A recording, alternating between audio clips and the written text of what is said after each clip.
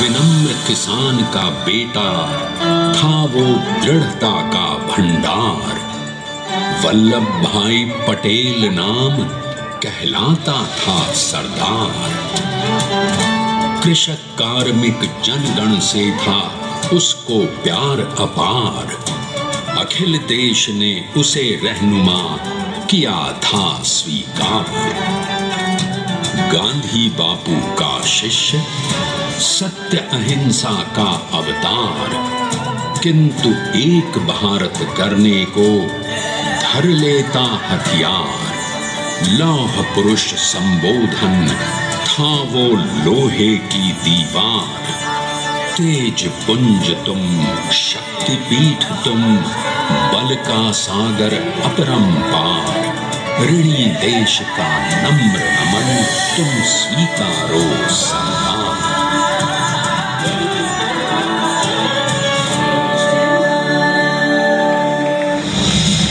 1857 में अंग्रेजों को ललकारने वाले पहले स्वतंत्रता संग्राम के एक सक्रिय सिपाही थे झवेर भाई पटेल।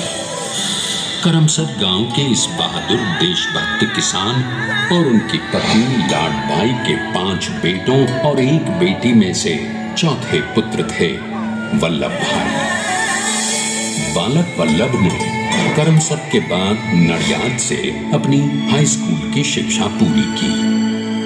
फिर 13 साल की उम्र में उनकी शादी भी हो गई छोटी सी झवेर बाई से। 2 बच्चों, बेटी मणिबेन और बेटे डाया भाई को जन्म देने के बाद झवेर बाई असमय ही चल बसी। सदी बदलने और 20वीं सदी आने पर उनका जीवन भी एक चमत्कार की तरह बदला।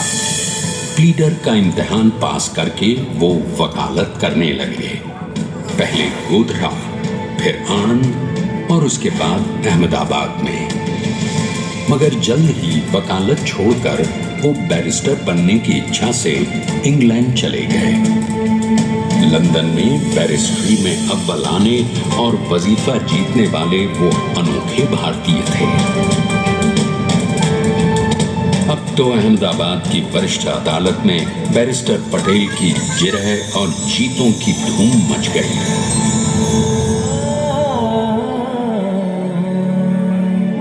तभी एक युग पुरुष ने वल्लभ भाई के जीवन की धारा ही बदल दी।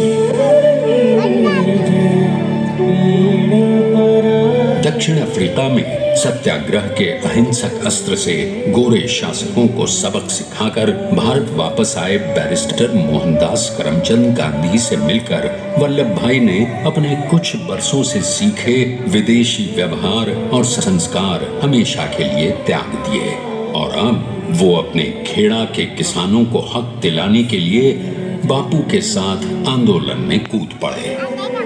अब उनके पैरों में जूते नहीं, गांव की धूल थी। हृदय में भारत भूमि की शस्य श्यामला धरती। मन में थे गांधी और मस्तिष्क में एक नए स्वतंत्र भारत का सपना।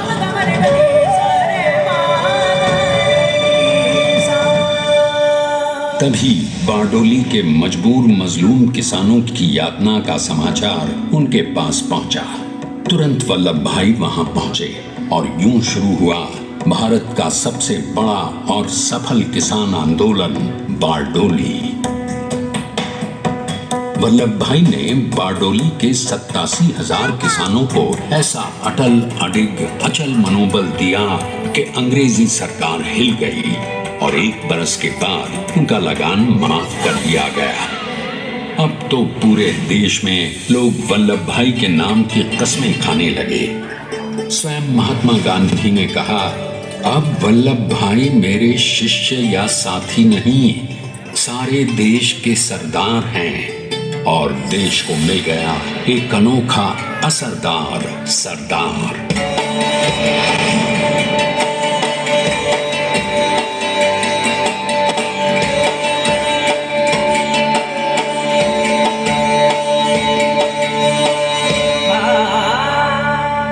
सरदार पटेल के नाम और देशभक्ति से अंग्रेज डर कर कांपने लगे। 1930 के नमक सत्याग्रह और दांडी कूच में वो बापू से भी पहले गिरफ्तार किए गए। तो सन 1932 में फिर उन्हें बापू के साथ ही जेल में 2 सालों के लिए डाल दिया गया। मगर आजादी के दीवानों को, स्वतंत्रता के परवानों को कौन गिरफ्तार कर पाया है? जेल से छूटते ही सरदार को कांग्रेस के नए राष्ट्राध्यक्ष पद पर चुना गया और उनकी सरपरस्ती में राष्ट्रवादी भारतीयों ने तमाम ब्रिटिश सूबों में जीत हासिल कर वहां अपनी स्थानिक सरकारें बनाई। किंतु सरदार का सपना केवल सरकार बनाना नहीं था, उनका स्वप्न तो था एक ऐसे नए भारत का जहां हर रंग, हर रूप, हर जात, मजहब, तबके का हिंदुस्तानी एक साथ मिलकर एक ऐसा नया भारत बना सके जहां पूर्ण स्वराज के साथ सारे समाज को गरीबी, अशिक्षा, छुआछूत से भी आजादी मिल जाए। इसकी पहली रणनीति थी भारत को अंग्रेजों की गुलामी से आजादी, ताकि भारत के लोगों की अपनी सरकार सबके साथ और सबके विकास के लिए काम कर सके। बापू की अगुवाई में अब देश ने अंग्रेजों को अंतिम चेतावनी दे दी, करेंगे या मरेंगे, क्विट इंडिया, अंग्रेजों भारत छोड़ो। बस फिर क्या था, संघर्ष की रणभेरी बची।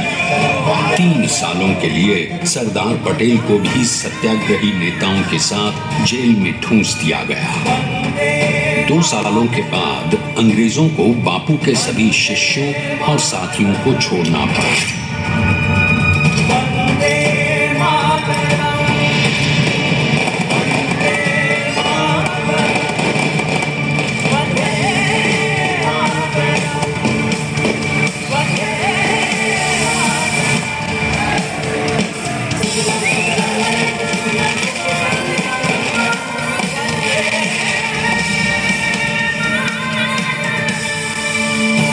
स्वतंत्रता के स्वप्न के सच होने के साथ अब सरदार पर कई एक नई जिम्मेदारियां थीं। आने वाली आजादी की तैयारी और एक नए भारत के लिए नए लोकतांत्रिक संविधान की संरचना। जैसा उनके साथी ने खुद कहा था, सरदार ने ही 6वीं हथौड़ी लेकर एक नए भारत को उकेरा है।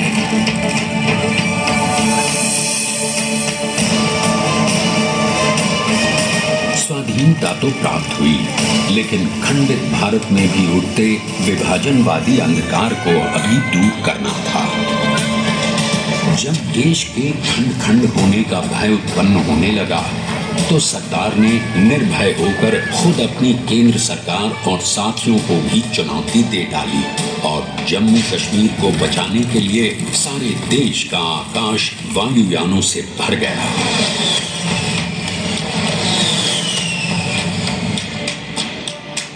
और फिर हैदराबाद और जूनागढ़ के भारत में विलयीकरण को पाकिस्तान से चुनौती मिली। सरदार चाहते थे कि देश की 1 इंच धरती अब और विभाजित नहीं होनी चाहिए। नए भारत को एक करने के लिए समझा बुझाकर, मना कर 565 रियासतों को सरदार ने अपनी सूझबूझ, सदाशयिता, संबल से एक नए स्वतंत्र भारत का अभिन्न अंग बना लिया। हमारे इतिहास में अखंड भारत के पुरुषार्थ का ये एक महानतम अध्याय है। जैसा उन्होंने स्वयं कहा था, हमें नए धागों को पुराने ताने बाने में ऐसे पिरोना है कि एक दूसरे में गुंथ जाएं और बेहतरीन बनावट वाला एक नया भारत उभर कर सामने आ सके। अंततः अपने वज्र दृढ़ संकल्प से एक नया विराट विशाल एक भारत श्रेष्ठ भारत बनाकर दिखा ही दिया सरदार ने। संसार के सबसे बड़े प्रजातंत्र के शिल्पी को प्रणाम करने के लिए देश ने बनाया है ये समर्थ स्मारक। स्वाधीन भारत को समर्थ भारत में बदलने वाले सरदार पटेल को समर्पित प्रेरणा तीर्थ भी है। प्रधान प्रधानमंत्री श्री नरेंद्र मोदी के नेतृत्व में बनी विश्व की इस विशालतम प्रतिमा के सामने आकर सारी दुनिया जैसे स्वयं भी नतमस्तक हो जाती है।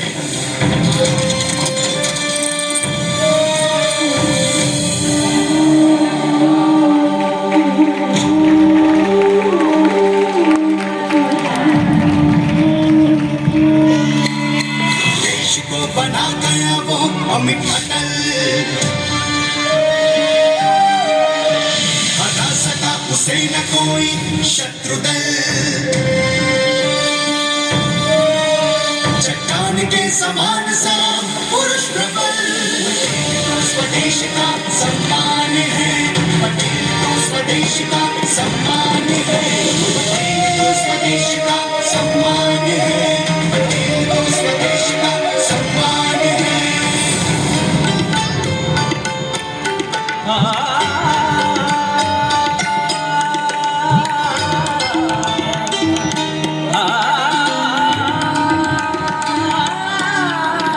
ऊंचाइयां आकाश को छुए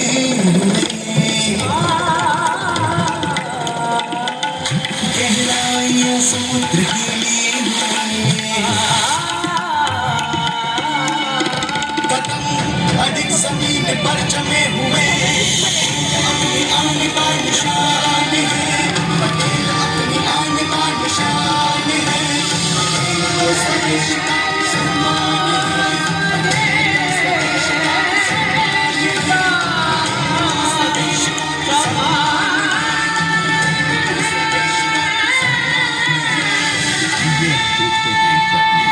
पुरुष को श्रद्धांजलि देती 182 मीटर